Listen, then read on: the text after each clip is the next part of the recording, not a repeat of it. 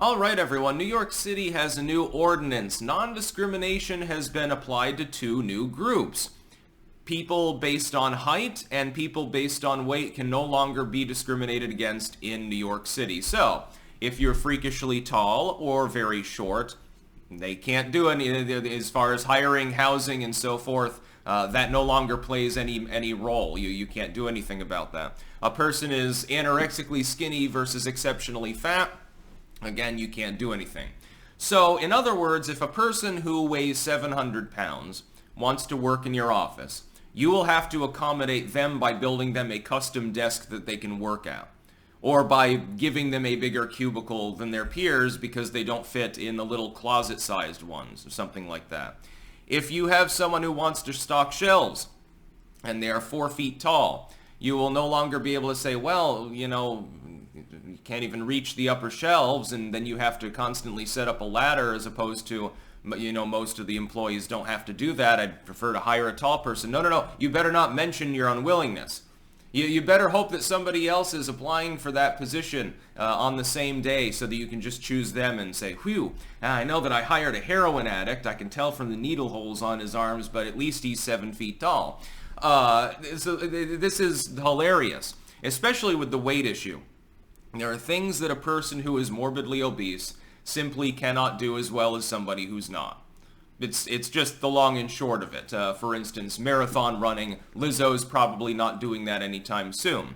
There are health issues associated with morbid obesity especially, that an employer might wish to address with regards to a company like medical policy or something like that. That's just the case. The forklift driver, probably you don't want an 800-pound person in that position. What you're going to end up with is frivolous lawsuits where people do apply for jobs like that deliberately to get rejected, and or they can't get fired once they're in there because, yeah, I know that I broke 2 forklifts and it cost your company a lot of money, but you can't fire me. You have to build a stronger forklift and accommodate me under New York City's ordinance, or you'll get a huge fine and get smacked on the ass. It doesn't really make sense when you think about it. Here's my thing. I think that we should be encouraging people who are morbidly obese to lose fucking weight. If a person is too skinny, we would encourage them, if they can, to eat more. Of course, with Bidenomics, there could be people that they're skipping meals in order to actually be able to have a bed to sleep in or something, so you can't really begrudge them that. That would be much more helpful than saying that companies and so forth have to accommodate somebody. I want to work at this company, but I can't fit through the door frame. You have to widen the door frame. Generally speaking, I look at it as don't sign up for a job that you're incapable of doing, and it's on you if you do so. So if you do discover that the door frame is too narrow, or that the forklift operator weighing more than 500 pounds will cause it to collapse and you could get hurt, then you don't sign up for the job position. And by the way, how much height and weight discrimination in terms of employment ends up happening anyway? Most people are within the average range. Most people are not as fat as Lizzo. Most people are not Eugenia Cooney, on the other hand. Most people are not 4 feet tall or 7 feet tall. They fit within a much smaller median range. It's not quite so broad when you're talking about 90% of the population. So what problem is actually addressed? How many people have been kept out of housing because they weigh too much? Yeah, okay, I want to move into this old building from the mid-1800s with squeaky floorboards and poor reinforcement that hasn't been retrofitted. And I weigh 800 pounds, but by God, I want to be on the 2nd floor because I'm a masochist and there's no elevator. You have to accommodate me. You have to build an elevator because I can't use the stairs.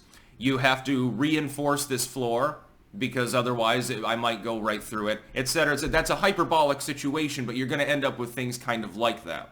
Well, I'm sorry, landlord. I'm sorry that I collapsed the railing outside or punched through the porch with my foot. You'll have to repair that. You can't do anything about it. You can't evict me. It's because I'm fat. You can't discriminate against me for that. By the way, I need a ramp built here too.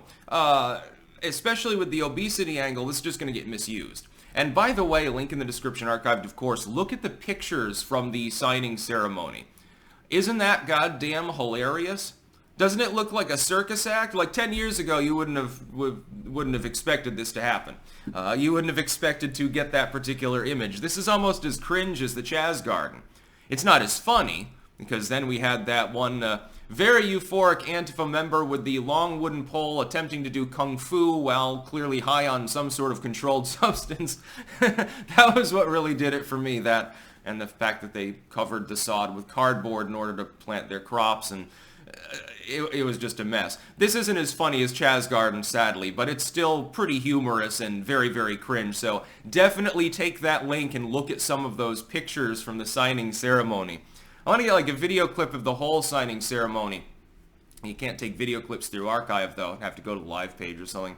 I thought it was funny. It's definitely newsworthy because, you know, it's a bill that's wanting an actual problem to address, number one. So clearly Eric Adams only signed off on this for woke purposes.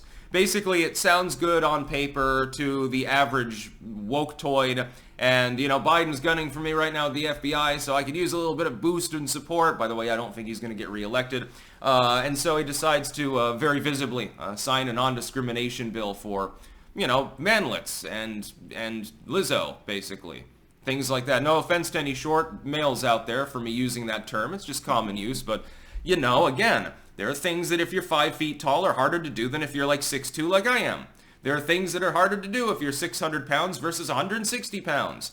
Like walk or continue living or something like that. Should be encouraging people to the extent of their abilities to improve themselves, which is what I do on my channel. I think I'm doing more help for society than Eric Adams is on this particular issue. That's about all. Peace out.